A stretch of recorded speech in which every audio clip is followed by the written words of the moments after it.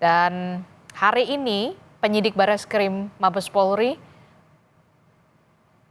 memanggil atau mengundang klarifikasi dari Presiden ke-7 Republik Indonesia Joko Widodo terkait dengan dugaan kasus tudingan ijazah palsu, dan lebih lengkapnya terkait dengan bagaimana proses penyelidikannya sampai saat ini kita akan tanyakan kepada Komjen Purnawirawan Susno Duaji, Kepala Badan Reserse Kriminal Polri 2008 hingga 2009.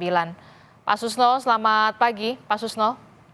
Selamat pagi Mbak, selamat pagi para pemirsa sekalian. Oke Pak Susno, pasti mengamati ya, hari ini Presiden ke-7 Republik Indonesia Joko Widodo memenuhi panggilan undangan klarifikasi terkait dengan dugaan kasus tudingan ijazah palsu. Jadi sebenarnya biasanya dari sepengetahuan Anda atau sepengalaman Anda pada saat kabar reskrim ini, undangan klarifikasi ini klarifikasinya semacam apa sebenarnya? Baik, ini bagus sekali ya. Suatu pelajaran hukum bagi bangsa Indonesia bahwa siapapun yang diminta keterangan atau klarifikasi oleh penyidik aparat penegak hukum, dia harus datang patuh pada hukum. Bagus ya. Kemudian klarifikasi itu untuk mencocokkan informasi-informasi yang sudah diterima, dan ini belum sampai pada tahap penyidikan atau pembuatan BAP sebagai saksi ya. Jadi belum pro justisia, ini baru keterangan-keterangan mengklarifikasi, misalnya apakah ini betul ijazah Bapak, apakah betul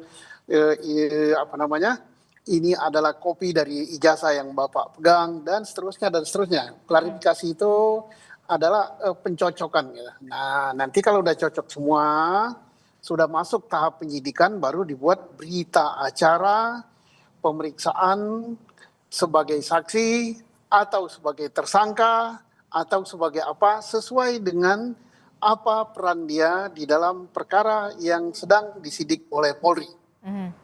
Oke, itu step by stepnya. Setelah itu apakah nanti juga akan ada pemeriksaan terhadap sejumlah orang lagi atau seperti apa? Atau kemudian masuk ke penelitian dari atau pengujian dari laboratorium forensik, atau seperti apa nanti step by stepnya, Pak Susno?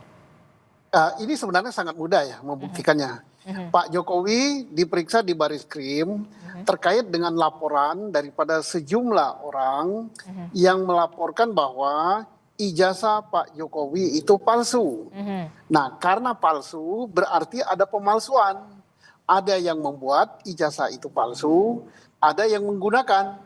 Nah, yang menggunakan bisa Pak Jokowi, yang membuat bisa pihak lain. Nah, itulah yang diklarifikasi.